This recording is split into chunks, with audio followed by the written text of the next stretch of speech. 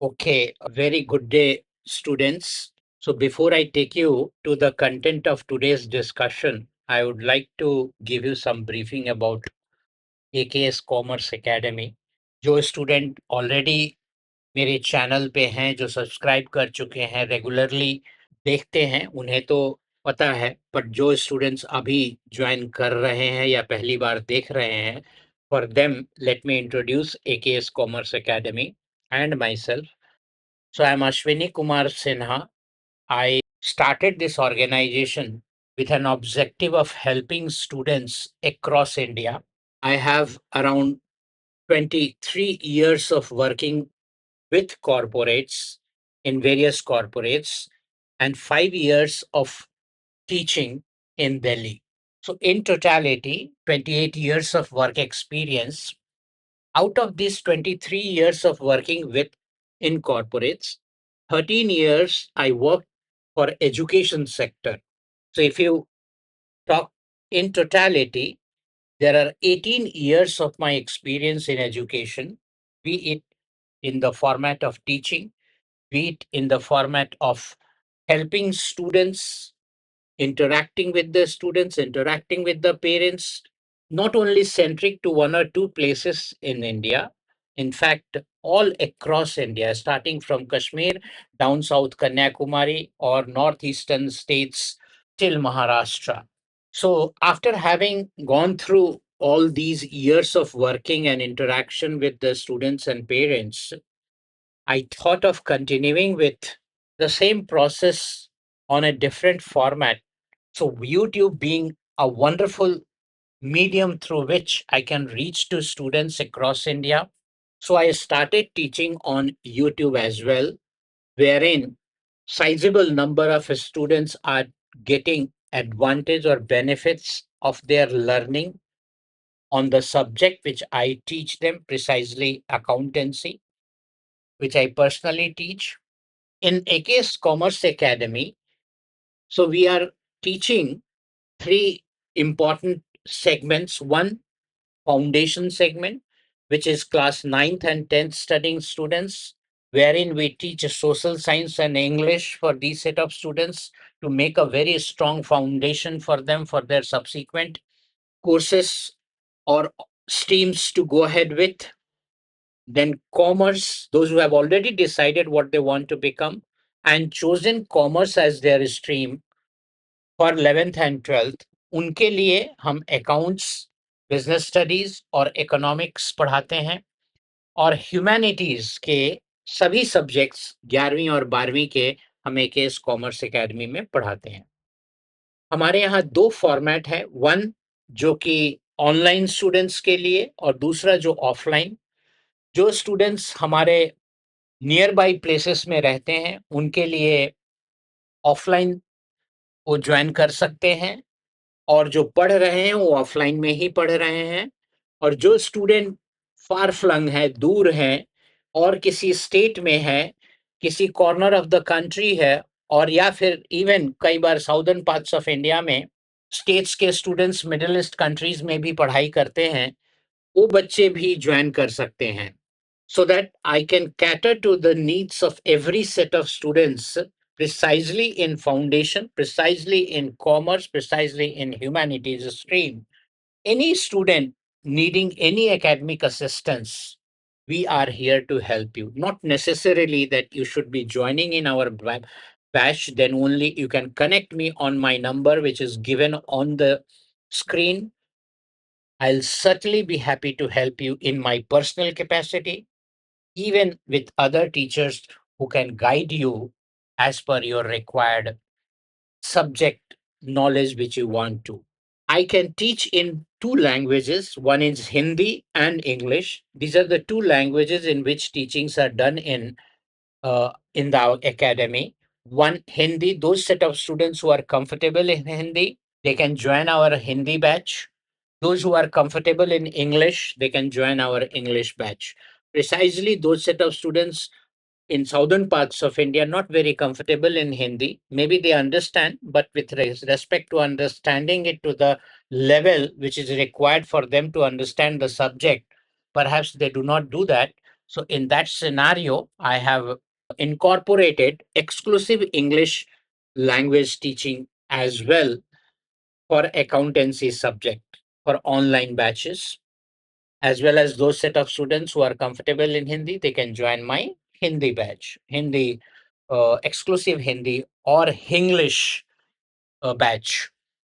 Now, of late, I thought that there are many students who require a very exclusive kind of attention, not in a batch format, very personalized attention. In a way, I can say it is one teacher, one student. So I thought that let me start with that as well, wherein a student needing one student, one teacher format of preparation and that kind of a setup. So I have come up with that as well. And those students who think that they cannot carry on or they are not very comfortable carrying on in a batch format, they can go ahead with one teacher, one student format as well. So holistically, I try to meet every student's need precisely in the streams we help in any corner of the country or even beyond. So it's my appeal to the students, those who are watching me for the first time, please visit my channel, AKS Commerce Academy. Go through the content. I've already uploaded playlist for 11th exclusive in English, 12th exclusive in Hindi. Very shortly, I'll be coming up with 11th Hindi and 12th English as well, so that it meets everyone's need. If you have any concern, any query, or any video, if you would like to take help, if not in this batch format, or alongside batch format, you need some video lecture assistance, you can visit my channel, AKS Commerce Academy, and take the help from there. My objective is to help students get better in the stream which he has chosen for himself and make a very strong foundation at foundation stage, succeed further in the field which he is likely to choose. I hope I have given you a brief understanding about AKS Commerce Academy and the way we are structured to help you. Let me now take you to the next part of discussion. Now, coming on to the academics of today's discussion, I'll first of all let me give you some understanding about the previous session, session 5 for class 12th, fundamentals of accounting, that is partnership firm, which I have already explained you in previous 4 sessions or 5 sessions. I'll give you a brief understanding about session 5. So here we talked about methods of capital, because we know that partnership is nothing but two or three people coming together who are in the capacity to contract, contribute some capital and run a particular business. So that business जो वो शुरू करते हैं, उस business में वो लोग अपना कैपिटल लगाते हैं और उस कैपिटल के आधार पे फिर वो उसे बिज़नेस में यूज़ किया जाता है और प्रॉफ़िट वो डिस्ट्रीब्यूट करते हैं। तो एक अहम पॉइंट ऑफ डिस्कशन होता है कि उनका कैपिटल को कैसे वो मेंटेन करे, क्या कैसे उन रिकॉर्ड मेंटेन करे। तो जैसा मैंने आपको सजेस्ट किया था पिछली बार और बताया था कि 2 मेथड होते हैं। सो मेथड्स ऑफ कैपिटल में 2 पार्ट होता है। One is fixed capital method और दूसरा होता है fluctuating capital method. Okay, fluctuating method. Now fixed में क्या होता है, explain you what is there in fixed capital method. Okay, so यहाँ पे दो चीजें थी। एक तो हम कैपिटल अकाउंट मेंटेन करते हैं, राइट, और दूसरा हम मेंटेन करते हैं करंट अकाउंट, राइट।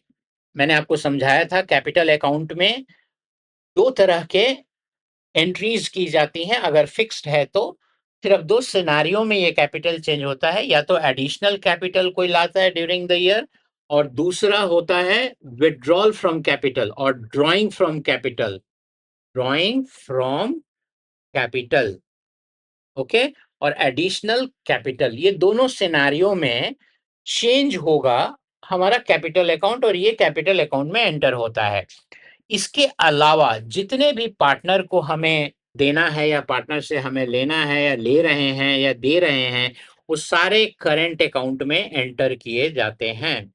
जैसे वो सैलरी हो, इंटरेस्ट ऑन कैपिटल हो, रेम्यूनरेशन हो, कमीशन हो, ये सब चीजें जो है करंट अकाउंट में एंटर की जाती हैं।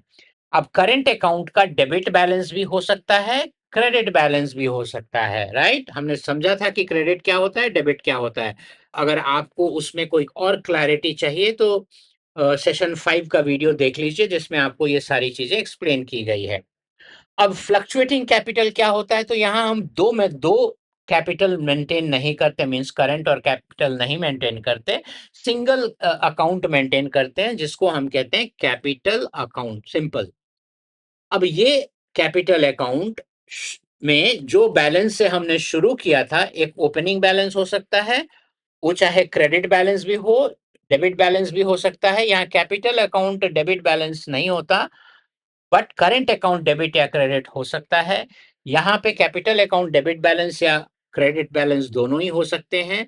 और जितने भी साल के अंदर एक पार्टनर को जो पैसा मिलना होता है या उनसे जो लेना होता है, वो हम, जैसे इंटरेस्ट ऑन ड्राइंग है, वो हम क्रेडिट साइड, वो उनके डेबिट साइड पे लिखते हैं, और कैपिटल उनके क्रेडिट साइड पे, या इंटरेस्ट ऑन कैपिटल हो, सैलरी हो, रेम्यूनरेशन हो, कमीशन हो, ये सब उनके क्रेडिट साइड पे ही हम लिखते हैं। तो स्टार्ट हमने ओपनिंग कैपिटल से किया, एंड हम क्लोजिंग कैपिटल से करेंगे, और यही हमारे पास बैलेंस होगा। क्लोजिंग, ओपनिंग बैलेंस हुआ जिससे हमने शुरू किया, और क्लोजिंग बैलेंस हुआ जिससे हमने एंड किया। ये हमारा कैपिटल अकाउंट। सो डिफरेंस आपको समझ में आया? फिक्स्ड में हम कैपिटल और करंट अकाउंट दोनों ही ओपन करते हैं। करंट अकाउंट में वो सारे ट्रांजैक्शन हम एंटर करते हैं जो कैपिटल में नहीं करते फिक्स्ड मेथड में, उनको हम करंट अकाउंट में एंटर करते हैं। कैपिटल में सिर्फ एडिशनल कैपिटल और ड्राइंग फ्रॉम कैपिटल लिखा जाता है। कैपिटल अकाउंट में हम सारे ट्रांजैक्शन एंटर करते हैं जो पार्टनर से संबंधित हैं। वो चाहे डेबिट बैलेंस से ओपन हो सकता है, क्लोजिंग बैलेंस से ओपन हो सकता है, एंड भी डेबिट बैलेंस से हो सकता है, क्लोजिंग बैलेंस से हो सकता है। ये आई होप आपको एक ब्रीफ अंडरस्टैंडिंग हो गई होगी, जो कि मैंने पिछले क्लास में आपको डिटेल में समझा दिया था। Go through my previous lecture so that you happen to understand it furthermore thoroughly in case there is any doubt. अब मैं आपको नेक्स्ट पार्ट पे लेके चलता हूं, जहां मैं आपको समझाऊंगा आज क्या हम पढ़ने वाले हैं। तो यहाँ पे हमने देखा ये वाला पार्ट हम पढ़ चुके हैं, this we have already discussed in previous class. आज ये पार्ट हम पढ़ने वाले हैं, which is remuneration to partner. ये वाला पार्ट हम आज पढ़ेंगे। I hope it is clear. छोटा सा कंसेप्ट है जो आपको समझने की जरूरत है, we will understand it. So remuneration क्या होता है?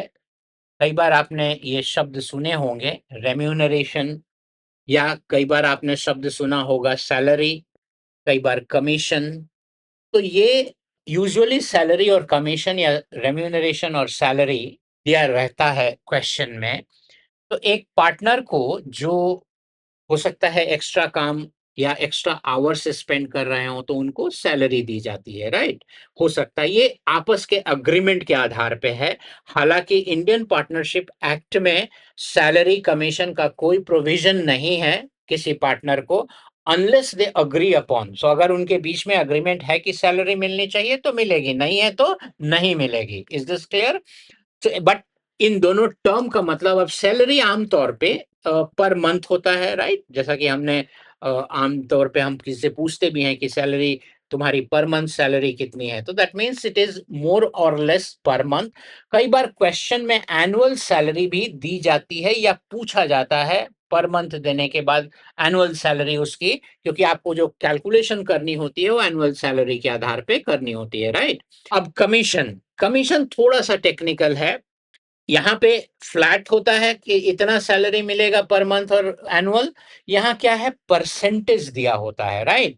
अब वो परसेंटेज क्या हो सकता है? परसेंटेज कमीशन का सेल्स पे भी हो सकता है, नेट प्रॉफिट पे भी हो सकता है, या नेट डिस्ट्रीब्यूटेबल प्रॉफिट पे भी हो सकता है। तो ये हमें समझना होगा कि परसेंटेज ऑफ कमीशन कैसे कैलकुलेट करते हैं। क्लियर है? अब इसके कैलकुलेशन का तरीका इस बात पे डिपेंड करता है कि उसके कैलकुलेशन के प्रोविजन में क्या दिया हुआ है, क्या हमें नेट सेल्स के ऊपर कमीशन देना है पार्टनर को, क्या हमें नेट प्रॉफिट के ऊपर देना है, क्या हमें डिविजिबल प्रॉफिट के ऊपर देना है, नेट डिविजिबल प्रॉफिट के ऊपर देना है। इसके आधार पे हमें वो फिगर कैलकुलेट करना होगा, चाहे वो नेट प्रॉफिट हो, चाहे वो सेल्स का फिगर हो, करेक्ट सेल्स का फिगर हो, करेक्ट नेट प्रॉफिट का फिगर हो, नेट डिस्ट्रीब्यूटेबल प्रॉफिट का फिगर हो। ये निकालने के बाद हम गिवन परसेंटेज ऑफ कमीशन उनको देते हैं। मान लीजिए 8% हुआ या 10% हुआ, जो भी आपको क्वेश्चन में दिया हुआ है उसके आधार पे हम उनको कमीशन देते हैं। Is this clear? So remuneration, salary, salary का मतलब अभी हमने समझा। कमीशन आमतौर पे परसेंटेज में होता है। पार्टनर को देने का प्रोविजन इंडियन पार्टनरशिप एक्ट 1932 में एज सच नहीं है, लेकिन पार्टनर्स अपने डीड में, अपने पार्टनरशिप अग्रीमेंट में ये मेंशन कर सकते हैं। अगर उन्होंने किया हुआ है तो वो एलिजिबल होंगे सैलरी या कमीशन के लिए। Is this clear? नाउ मैंने आपको ब्रीफली समझा दिया। आज के डिस्कशन में हम लोग समझेंगे कि understanding about salary and commission. तो यहाँ हमने आपको समझा दिया सैलरी और कमीशन के बारे में थोड़ा बहुत, जो भी आपको अंतर समझना है। बहुत ज्यादा अंतर नहीं है, लेकिन क्वेश्चन के नजरिए से अगर देखें तो सैलरी का यूजुअली पर मंथ या पर एनम होता है, और कमीशन जो है इन सर्टेन परसेंटेज दिया गया होता है। चार्ज और एप्रोप्रिएशन, ये बात को आपको समझना जरूरी है कि ये चार्ज है या एप्रोप्रिएशन है। जैसे कि मैंने आपको पहले बताया हुआ है कि चार्ज क्या होता है और एप्रोप्रिएशन क्या होता है। जस्ट एक रिकॉल के लिए मैं टच करूंगा यहाँ पे और बताऊंगा आपको कि क्या चार्ज होता है और क्या एप्रोप्रिएशन होता है। तो जो आइटम पीएनएल अकाउंट में, पीएनएल अकाउंट हम बनाते हैं ना, पीएनएल अकाउंट में हमारे पास सारे यहाँ पे इनकम होता है। जैसे जो हम ग्रॉस प्रॉफिट लेकर के आते हैं हम अपने ट्रेडिंग अकाउंट से, तो यहाँ ग्रॉस प्रॉफिट हम लेके आए। उस ग्रॉस प्रॉफिट के आधार पे सारे एक्सपेंसेस हम, इनडायरेक्ट एक्सपेंसेस हम माइनस करते हैं। इनडायरेक्ट एक्सपेंसेस माइनस करने के बाद हमारे पास ये प्रॉफिट आता है, राइट, जो नेट प्रॉफिट होता है। ये प्रॉफिट हमारे पीएनएल पार्टनरशिप के केस में पीएनएल अप्रोप्रिएशन में जाता है। यही प्रॉफिट हमारा नेट प्रॉफिट हम यहां से लेकर के, इसे यहां हम लेकर के जाते हैं, right, by by net profit. अब ये नेट प्रॉफिट हम जो यहां लेकर के आए, इसको हम पार्टनर्स से लेने और पार्टनर्स को देने वाले आइटम्स इसमें ऐड और लेस करेंगे। इसका मतलब जैसे हम आईओसी, इंटरेस्ट ऑन कैपिटल हम देते हैं, सैलरी हम देते हैं अगर है तो, वो देने के बाद, और इंटरेस्ट ऑन ड्राइंग हम उनसे लेते हैं। इंटरेस्ट ऑन ड्राइंग फॉर्म के लिए इनकम होता है, और फिर नेट डिस्ट्रीब्यूटेबल प्रॉफिट आता है, नेट डिस्ट्रीब्यूटेबल प्रॉफिट। तो अब ये जो नेट प्रॉफिट में अगर कोई भी एडिशन या डिडक्शन नहीं है, नो एडिशन नो डिडक्शन, तो this itself is your net distributable profit है। All right. अगर नेट डिस्ट्रीब्यूटेबल प्रॉफिट के ऊपर बीच में कोई कमीशन अभी है, जो कि नेट डिस्ट्रीब्यूटेबल प्रॉफिट के ऊपर ये कमीशन चार्ज करना है, तो ये फिगर जो होगा वो हमारा डिस्ट्रीब्यूटेबल प्रॉफिट है। नेट अभी हमें कैलकुलेट करना, नेट तभी आएगा ना जब हम कमीशन को माइनस कर चुके होंगे। तो हमें तो पता ही नहीं कि नेट कितना है, तो हम पहले उसके लिए कैलकुलेट करते हैं, तब जाकर के हमें नेट डिस्ट्रीब्यूटेबल प्रॉफिट कैलकुलेट करने का, और उस सिनेरियो में कमीशन को कैलकुलेट करने का एक हम फॉर्मूला यूज करते हैं, जो कि rate upon rate plus 100 into amount available, जो हम अभी कैलकुलेशन करके समझेंगे भी। बट आपको मैं ओवरव्यू दे रहा हूं कि ये जो नेट प्रॉफिट का कंसेप्ट है वो क्या है। तो प्रॉफिट एंड लॉस अकाउंट से जो बैलेंस, जो पैसा हमने यहां लेकर के आए, ये वाला पैसा हमारा नेट प्रॉफिट कहलाता है।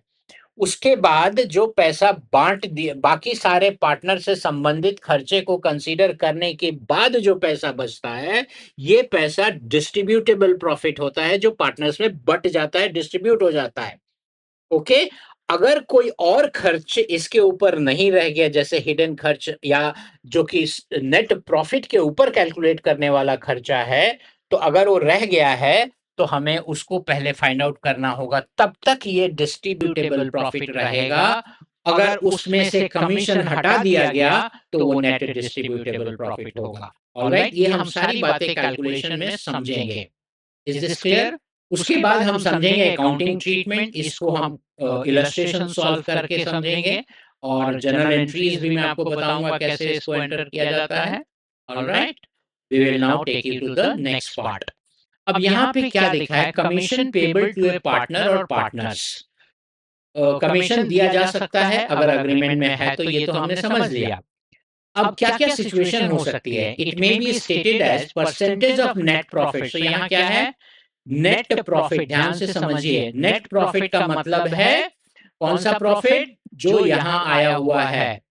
ये जो प्रॉफिट है, अभी अभी हमने आपको बताया, ये हमारा नेट प्रॉफिट है। This is our net profit. Clear? अब next, so it may be stated as percentage of net profit और distributable profit। distributable profit क्या है, जो प्रॉफिट हमें डिस्ट्रीब्यूट करना है। इसका मतलब कि अभी और कोई डिस्ट्रीब्यूशन उसमें नहीं करना है, जो प्रॉफिट बच गया फाइनली डिस्ट्रीब्यूट करने के लिए, उसको डिस्ट्रीब्यूटेबल प्रॉफिट कहते हैं। बिफोर चार्जिंग कमीशन, अब ऐसा भी सिचुएशन में एडिशन हो सकता है कि बिफोर चार्जिंग कमीशन, यानी कमीशन को चार्ज करने से पहले जो हमारे पास नेट प्रॉफिट है या डिस्ट्रीब्यूटेबल प्रॉफिट है, उसके ऊपर सर्टेन परसेंटेज ऑफ कमीशन हमें देना है। तो इसको हम कहते हैं कमीशन बिफोर नेट प्रॉफिट और डिस्ट्रीब्यूटेबल प्रॉफिट। क्लियर है? अब इसको हम एक छोटे से एग्जांपल से समझते हैं।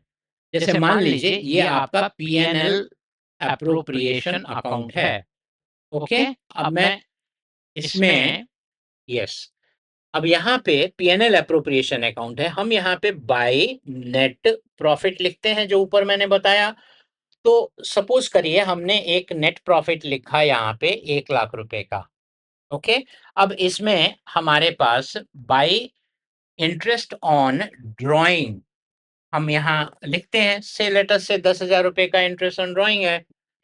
अब हम यहाँ पे क्या लिखते हैं, उसको कैपिटल अगर देना होता है तो इंटरेस्ट ऑन कैपिटल है, ये हमने दिया। सपोज करो हम 15,000 रुपए का इंटरेस्ट ऑन कैपिटल दिया, या लेट्स से 10,000 है। ओके, अब हमने 10,000 का इंटरेस्ट ऑन कैपिटल दिया और 10,000 का इंटरेस्ट ऑन ड्राइंग लिया। अब जो हमारे पास प्रॉफिट है, ये प्रॉफिट क्या है, अब यहाँ दो चीजें, एक तो नेट प्रॉफिट हमें दिखा, उसके बाद जो प्रॉफिट इन 1,10,000 हमने लिया, ये टोटल हुआ 1,10,000। इसमें से हमने 10,000 माइनस किया तो हमारे पास बैलेंस क्या आया, 1,00,000। अब ये जो 1,00,000 रुपया है, ये क्या है, हमें दिया हुआ है कि पार्टनर को बांट देना है। तो ये हमारे लिए क्या है, नेट डिस्ट्रीब्यूटेबल प्रॉफिट। ऑलराइट, क्योंकि इसके ऊपर कोई और खर्च नहीं है। अब मान लेते हैं कि यहाँ पे क्वेश्चन में ये दिया हुआ है कि इसमें से एक कमीशन अभी और देना है जो कि नेट प्रॉफिट के ऊपर देना है। तो अभी हमें तो नेट प्रॉफिट पता ही नहीं है कि नेट प्रॉफिट हमारे पास, नेट प्रॉफिट हमारा, नेट डिस्ट्रीब्यूटेबल प्रॉफिट अभी हमारे पास क्या है, ये तो हमें पता ही नहीं है। हमें तो पता है कि ये डिस्ट्रीब्यूटेबल प्रॉफिट है, और एक खर्च भी दिया हुआ है जो अभी उसमें से माइनस नहीं हुआ है, जो कि कमीशन है। तो हम उसमें से कमीशन अगर माइनस कर देते हैं, यानी लेस कमीशन करते हैं, तो हमारे को मिलेगा नेट डिस्ट्रीब्यूटेबल प्रॉफिट, जो कि हम पार्टनर्स में बांट देंगे। Is this clear? अब यहां क्योंकि क्वेश्चन में दिया है बिफोर चार्जिंग एनी कमीशन, मतलब इस नेट प्रॉफिट के ऊपर अगर कोई कमीशन है ही नहीं, तो इसी अमाउंट की, इसी वैल्यू के ऊपर हमें कमीशन देना होगा पार्टनर को। क्योंकि क्वेश्चन में या सिचुएशन ये है कि before charging any commission, net profit के ऊपर बिफोर चार्जिंग एनी कमीशन हमें कमीशन देना है किसी एक पार्टनर को। तो हमारा स्टेट वैल्यू आ जाएगा जो कि 1 लाख के ऊपर अगर हमें 10% देना है तो 1 लाख हुआ। यही हमारा नेट प्रॉफिट है। इसके 10% हम दे देंगे, अगर 10% लिखा हुआ है तो दैट इज 10,000 कमीशन दे दिया। अब 10,000 कमीशन देने के बाद हमारे पास क्या आया? डिस्ट्रीब्यूटेबल प्रॉफिट आया जो कि 90,000 होगा। 1 लाख माइनस 1 लाख में से कमीशन हमने जैसे 1 लाख का 10% अगर हमने दे दिया तो अब हमारे पास क्या प्रॉफिट आया आफ्टर कमीशन? तो ये 90,000 आया, उसमें हम ये ऐड करेंगे, ये माइनस करेंगे तो हमारे पास नेट डिस्ट्रीब्यूटेबल प्रॉफिट आ जाएगा। इस 90,000 में अब हमने 10,000 को प्लस कर दिया और 10,000 माइनस कर दिया इंटरेस्ट का, so that is one and the same. ये प्लस है और यहीं पे माइनस हो गया, माइनस 10,000। तो हमारा 90,000 जो वैल्यू आई, ये 90,000 हमारा नेट डिस्ट्रीब्यूटेबल प्रॉफिट है। ओके, क्योंकि अब इस पे कोई और खर्चा नहीं देना है तो ये पूरा का पूरा पैसा पार्टनर्स को डिस्ट्रीब्यूट हो जाएगा। आपको ये कंसेप्ट समझ में आना बहुत जरूरी है, क्योंकि जब क्वेश्चन में ये चीजें दी होती है तो कई बार स्टूडेंट ये कंफ्यूज हो जाते हैं कि कौन सा वैल्यू को लें कमीशन कैलकुलेट करने के लिए। तो जैसे यहाँ दिया है नेट प्रॉफिट दिया है तो नेट प्रॉफिट, डिस्ट्रीब्यूटेबल प्रॉफिट दिया है तो डिस्ट्रीब्यूटेबल प्रॉफिट को के ऊपर हम कैलकुलेट करेंगे। Distributable profit before charging commission अगर दिया हुआ है तो उसमें कोई कमीशन, देखेंगे कि कोई भी कमीशन नहीं है, और डिस्ट्रीब्यूटेबल प्रॉफिट दिया हुआ है तो उसके ऊपर हम कमीशन चार्ज करेंगे। I hope this is understood. अब नेक्स्ट है, या it may be stated as percentage of net profit or distributable profit after charging such commission। अब यहाँ जस्ट एक ट्विस्ट है। अभी क्या है, यहाँ पे जो क्वेश्चन में दिया हुआ था कि बिफोर चार्जिंग है, अब यहाँ आफ्टर चार्जिंग कमीशन। इसका मतलब क्या हुआ कि हमारे पास ये जो 1 लाख का नेट प्रॉफिट है, इस नेट प्रॉफिट में से हम बाकी के एडजस्टमेंट्स तो करेंगे ही। तो इंटरेस्ट ऑन ड्राइंग हमने इसमें ऐड किया 10,000 और इंटरेस्ट ऑन कैपिटल माइनस कर दिया 10,000। तो हमारे पास जो आया ये कौन सा प्रॉफिट है? डिस्ट्रीब्यूटेबल प्रॉफिट है, राइट, जो कि 1 लाख है। अब ये परसेंटेज ऑफ नेट प्रॉफिट और डिस्ट्रीब्यूटेबल प्रॉफिट आफ्टर चार्जिंग सच कमीशन। तो अगर मान लीजिए कमीशन पिछला कोई ये वाला कमीशन को अभी चार्ज हमने करना है, क्योंकि क्वेश्चन में दिया आफ्टर चार्जिंग सच कमीशन, तो यहाँ पे हम कैसे कैलकुलेट करेंगे? तो एक सिंपल फॉर्मूला यूज करते हैं जिसको हम कहते हैं rate upon rate plus 100 into amount available. अब हमारे पास रेट क्या है? मान लीजिए 10% है, रेट हो गया 10 प्लस 100 इज इक्वल टू 110। और क्योंकि ये वाला वैल्यू में हमारे पास अभी अमाउंट अवेलेबल 1 लाख है तो हम 1 लाख ले लेंगे। जो कैलकुलेट करके फिर स्टेटस फिगर आएगा, उस कमीशन को हम यहाँ पहले कमीशन दे देंगे, उसके बाद हमारे पास डिस्ट्रीब्यूटेबल प्रॉफिट आएगा। ये पार्ट समझ में आया? This I hope it is understood. ये पार्ट क्लियर हुआ? Okay, now let me take you to the next part जिसमें हम समझेंगे this simple one as percentage of net sales. अब नेट सेल्स क्या होता है? तो सेल्स में से अगर हम सेल्स रिटर्न माइनस कर देते हैं, सेल्स में से अगर हम सेल्स रिटर्न अगर माइनस कर देते हैं तो नेट सेल्स आता है। क्लियर है? Total sales minus sales return is equal to net sales. So sales है, सपोज करिए 1 लाख रुपए का, सेल्स रिटर्न है लेट्स से 10,000 रुपीज का, तो हमारा नेट सेल्स होगा 90,000। अब इस नेट सेल्स के ऊपर 10% हमें कमीशन देना है पार्टनर को, तो 10% ऑन नेट सेल्स जो कि 90,000 है, we will calculate and that comes to 90,000। ये कमीशन हम दे देंगे पार्टनर को पीएनएल अप्रोप्रिएशन में। यहाँ तक समझ में आया? अब हम आगे बढ़ते हैं। यही कैलकुलेशन है जो मैंने आपको ऊपर बताया और कैसे इसको कैलकुलेट करते हैं। I hope you have understood. अब जर्नल एंट्री क्या है, अकाउंटिंग ट्रीटमेंट इसका क्या होगा? तो जैसे कि कोई सैलरी हम अगर हमें पार्टनर को देना होता है तो हम जो जर्नल एंट्री पास करते हैं वो क्या होता है, सैलरी डेबिट, जो कि ये फर्म के लिए खर्चा है, टू इज, ए को सैलरी देनी है कैपिटल अकाउंट, राइट, ये हम लिखते हैं salary debit to A's capital account. मान लीजिए उसको हमने 10,000 देना है तो 10,000 लिखेंगे, यहाँ 10,000 लिखेंगे। अब हम, ये तो हमारा जर्नल हो गया सैलरी ड्यू करने का। अब हमें जो salary profit and loss appropriation में आपने देखा है कि लिखा होता है सैलरी देना है हमें पार्टनर को, तो हम क्या करेंगे उसके लिए प्रॉफिट एंड लॉस एप्रोप्रिएशन में, तो ये सैलरी हमने दिया, अब हम उसे अगर सैलरी पे कर रहे हैं तो हम क्या एंट्री पास करेंगे, A's capital account debit to cash, अगर कैश में सैलरी पे किया है तो सैलरी पेड, ओके। अब हमारे पास ये जो सैलरी बचा हुआ है, ये सैलरी डेबिट है, एज कैपिटल टू कैश तो कर दिया, लेकिन सैलरी बचा हुआ है, ये हम सैलरी कहाँ से देंगे, तो प्रॉफिट एंड लॉस एप्रोप्रिएशन में से। तो हम पीएनएल एप्रोप्रिएशन अकाउंट जब बनाते हैं तो वहां पे हम यहाँ लिखते हैं टू सैलरी, क्योंकि ऊपर हमने सैलरी लिखा हुआ है। अब टू सैलरी ये कैपिटल अकाउंट में नहीं जाता, कैपिटल अकाउंट में पहले ही जा चुका है, यहाँ पे हम सैलरी को प्रॉफिट में से एडजस्ट कर रहे हैं, तो ये सैलरी हमने एडजस्ट कर दिया। अब हमारी जर्नल एंट्री क्या हुई सैलरी देने की, तो एक तो हो गया ड्यू करने की ये वाली एंट्री, पे करने की ये वाली एंट्री हो गई, और फाइनली एडजस्ट करने की जो एंट्री हम पास करते हैं वो है ये, जहां पे हमने एंट्री क्या पास किया, PNL appropriation account debit to salary, clear है।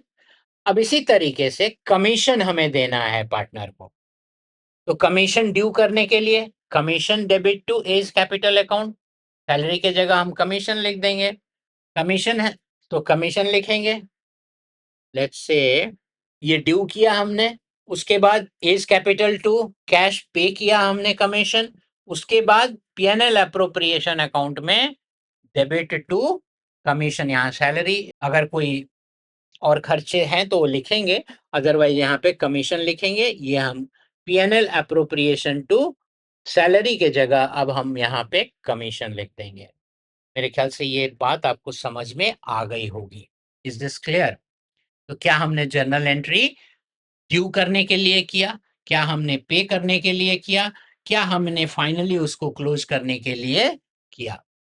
और अगर हमने पे नहीं किया हुआ है सैलरी तो ये हमारा अकाउंट में यहाँ जो कैश के जगह लिखा आएगा सैलरी आउटस्टैंडिंग, जो कि फाइनली बैलेंस शीट में लायबिलिटी साइड पे शो होगा, which is a liability.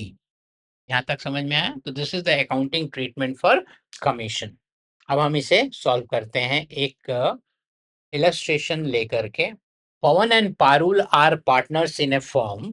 As per partnership deed, Pawan is to get a salary of 30,000 now. पवन को क्या मिलना है, एक सैलरी मिलनी है 30,000 rupees. Now this is, there is already a deed, this is clear, one part तो हमें clear हो गया कि यहाँ पे एक डीड है already, so there is deed, this is clear. Then next, उस डीड के अकॉर्डिंग पवन को सैलरी मिलनी है 30,000 रुपया पर month, this is one. Second, commission भी मिलना है 10% on net profit before charging any commission, ये पॉइंट आपको देखना, ध्यान देना है, बिफोर चार्जिंग एनी कमीशन, यानी कमीशन देने से पहले जो हमारा प्रॉफिट का फिगर है उस फिगर पे 10% का कमीशन हमें पवन को देना है, क्लियर है, ये कैलकुलेट करके हम समझेंगे। Parul is to get a salary of rupees 550,000, तो दूसरे पार्टनर को भी 50,000 सैलरी, बट यहाँ पे दिया हुआ है पर एनम, तो ध्यान रखना है ये पर मंथ नहीं है, पर एनम है, और ऊपर क्या दिया हुआ है, ये पर मंथ दिया हुआ है। तो स्टूडेंट्स ऐसा ना हो कि आप उसको भी पर मंथ ट्रीट कर लें और इसको भी पर मंथ ट्रीट कर लें, तो आपका आंसर गलत हो जाएगा। Commission of 8% of net profit after charging all commission, so दोनों के केस में क्या अंतर है, यहाँ बिफोर चार्जिंग एनी कमीशन है, यहाँ आफ्टर चार्जिंग ऑल कमीशन है। तो हमें जो इसके लिए इस स्टेज पे जो प्रॉफिट फिगर चाहिए वो कमीशन देने के बाद का फिगर चाहिए, और यहाँ पे हमें जो फिगर चाहिए वो कमीशन देने से पहले का प्रॉफिट फिगर चाहिए, तभी हम इसको कैलकुलेट कर पाएंगे। क्लियर है? अब देखते हैं नीचे क्या दिया हुआ है। Profits after partner salary but before commission to the partners for the year ended 31 March was 5,50,000। अब यहाँ पे एक और इंफॉर्मेशन दी है कि प्रॉफिट हमारा क्या है। तो profit before commission to partners for the year ended 31 March 24 was 5,50,000, यानी कि ये जो प्रॉफिट है ये before charging commission to partner है। अब पहला सवाल हमें ये देखना है कि क्या ये प्रॉफिट सही है जो हम प्रॉफिट एंड लॉस अप्रोप्रिएशन में लेके जा सकते हैं। तो इसके लिए रिकॉल करिए, अभी हमने थोड़ी देर पहले आपको बताया था कि कौन सा प्रॉफिट हम फिगर लेके आते हैं। यस, यहाँ जो प्रॉफिट दिया हुआ है ये नेट प्रॉफिट, इस प्रॉफिट को हम ले प्रॉफिट एंड लॉस अकाउंट में जो नेट प्रॉफिट है इस प्रॉफिट को हम लेकर के जाते हैं, इस वाले प्रॉफिट को हम लेके जाते हैं, ना कि ये प्रॉफिट, ये नेट प्रॉफिट हमने यहां लेकर के आए। तो जो प्रॉफिट हमारा, ये नेट प्रॉफिट कहने का मतलब क्या है कि इस नेट डिस्ट्रीब्यूटेबल प्रॉफिट है ये हमारा प्रॉफिट एंड लॉस अकाउंट है, मैं इसकी बात कर रहा था। तो यहाँ पे जो हमने नेट प्रॉफिट लेकर के आए, यहाँ पे इस प्रॉफिट में से हमने सारे एक्सपेंसेस जो पार्टनर को देने थे वो सारे माइनस कर दिए, अब हमारे पास डिस्ट्रीब्यूटेबल प्रॉफिट है, राइट। तो ये प्रॉफिट, नेट प्रॉफिट जो हम यहाँ लेके आए हैं ये वो प्रॉफिट है जिसमें हमने सारे खर्चे और रिलेटेड इनकम को कंसीडर करने के बाद मिला है। लेकिन जो इस क्वेश्चन में हमें इंफॉर्मेशन दी गई है उस क्वेश्चन के अकॉर्डिंग क्या ये प्रॉफिट सारे खर्चे माइनस करने के बाद दिया गया है? We will see. तो ऐसा नहीं है। क्यों नहीं है?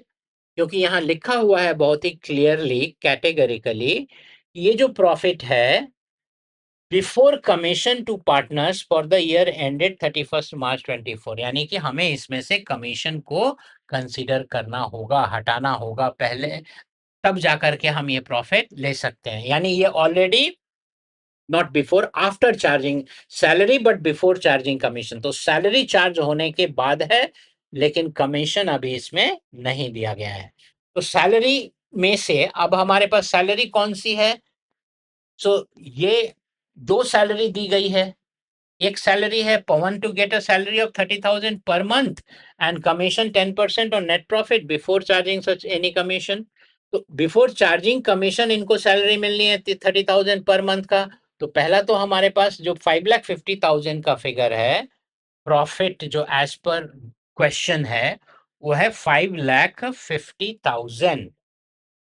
ओके, अब ये 5,50,000 में हमने सैलरी, क्योंकि सैलरी क्या होता है, it is not a charge on profit. Salary on partner को जो सैलरी हम देते हैं ये हमारा चार्ज ऑन प्रॉफिट नहीं है, ये हमारा एप्रोप्रिएशन ऑफ प्रॉफिट है। लेकिन क्योंकि ये फिगर जो दिया हुआ है ये बिफोर कमीशन टू पार्टनर और आफ्टर पार्टनर सैलरी दिया हुआ है, तो क्योंकि इस सैलरी को हमने एज ए चार्ज ट्रीट किया हुआ है, यानी सैलरी हम दे करके ये प्रॉफिट आया हुआ है, तो सबसे पहले तो हम इसमें ऐड करेंगे जो सैलरी हमने दे रखा है, यानी कितना है हमारा 60,000।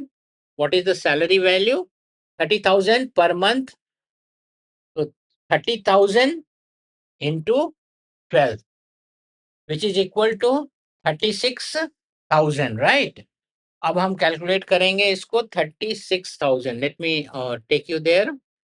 यस, तो ये है 36, तो 3,60,000। अब ये हमने ऐड किया तो 5 3 8 10,000, 9,10,000, राइट। ये पर 5 3 8 1 9, 9,10,000, this is our, okay. Sorry, एक और सैलरी है 50,000 per annum, is to get a 50,000 per annum. लेकिन यहाँ पे जो प्रॉफिट दिया हुआ है ये before part after charging salary है, तो ये भी सैलरी हमने माइनस कर रखा होगा, तो हम इसको भी ऐड करेंगे, जो कि how much it is 50,000, right. तो 50,000 का सैलरी हम यहाँ पे ऐड कर देंगे, तो that means what is the value that is coming? 9,60,000।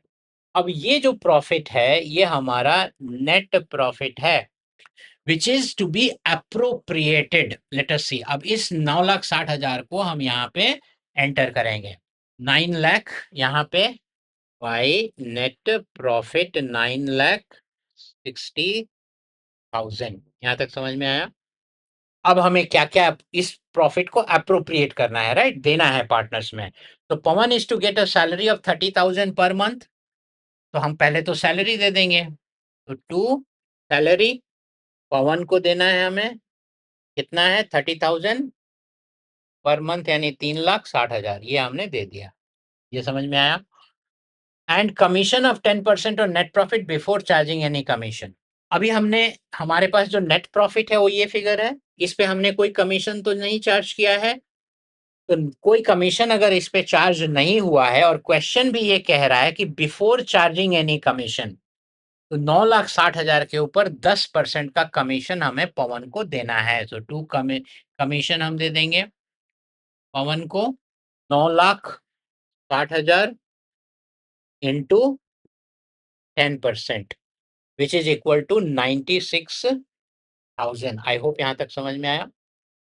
अब नेक्स्ट क्या, तो यानी हमने ट्रीट क्या कर दिया, ये वाला ट्रीटमेंट हमने कर दिया, कमीशन भी हमने दे दिया before charging any commission. Now Parul is to get a salary of 50,000 per annum and commission of 8% of net profit after charging all commissions. तो 50,000 पारुल को हमें सैलरी देनी है, तो ये तो हम दे देंगे, पहले स्ट्रेट फॉरवर्ड दिया हुआ है, परसेंटेज में नहीं है, तो टू सैलरी, और ये है पारुल को। Okay, how much, 50,000 per annum है। And commission of 8% of the net profit after charging all commission. अब इसमें सारे कमीशन को माइनस करने के बाद हमारे पास नेट प्रॉफिट चाहिए, लेकिन अभी हमारे पास नेट प्रॉफिट क्या है, तो विदाउट चार्जिंग, इसमें से कोई भी चार्ज नेट प्रॉफिट में से नहीं हुआ है। तो हम सबसे पहले क्या करेंगे, हम नेट प्रॉफिट लेंगे, 9,60,000 है हमारे पास। ओके, नाउ कमीशन ऑफ 8% और net profit after charging all commission. अब एक कमीशन हमने ऊपर दिया हुआ है 96,000 का, राइट, तो इसको तो हम माइनस कर देंगे। So this is how much, 96,000 है ये। ओके, तो 468, 8,64,000 आया। अब ये 8,64,000 रुपीज प्रॉफिट आफ्टर कमीशन है। तो profit after salary but before charging commission to partner for the year, no, यहाँ लिखा है ना आफ्टर चार्जिंग ऑल कमीशन, तो हमने सारे कमीशन तो माइनस कर दिया, एक कमीशन था वो माइनस कर दिया, लेकिन अभी हमें एक कमीशन और माइनस करना है जो पारुल को देना है, पर वो तो हमें पता ही नहीं है कि क्या वैल्यू कमीशन की है। तो हम यहाँ पे क्या फॉर्मूला यूज करेंगे, तो यहाँ पहले लिख लेते हैं टू पारुल कमीशन, और ये हम कैलकुलेट कैसे करेंगे, तो 8,64,000 into 8%, what is the percentage given, 8%, so 8 upon 100, okay, 9, so 8 upon 100 into, what we should do, amount available, rate upon rate plus 100, so 100 plus 8 is equal to 108। Formula हमने ऊपर लिखा हुआ है, rate upon rate plus 100 into amount available. So ये हमारा value आएगा, rate, so 8 upon 108 into 8,64,000, so this is going to come to 64,000। अगर आप कैलकुलेट करेंगे तो this comes to 64,000। ओके, अब ये हमने दे दिया। अब हमारे पास क्या आया, distributable profit. Okay, so we will calculate that. So इस साइड पे हमारा टोटल आया 9,60,000, फाइन, और यहाँ पे भी हम लिखेंगे 9,60,000, ये डिडक्ट करके, तो हमारे पास टोटल डिडक्शन हो गया 3,60,000, 96,000, 50,000 and 64,000। So this comes to 3,90,000। The difference, ये हम प्रॉफिट ए और बी में पार्टनर्स में बांट देंगे, पवन एंड पारुल। सो पवन और पारुल को हम ये वैल्यू दे देंगे, इसमें से इनका वैल्यू आया 1,95,000 एंड 1,95,000। आई होप यहाँ तक समझ में आ गया।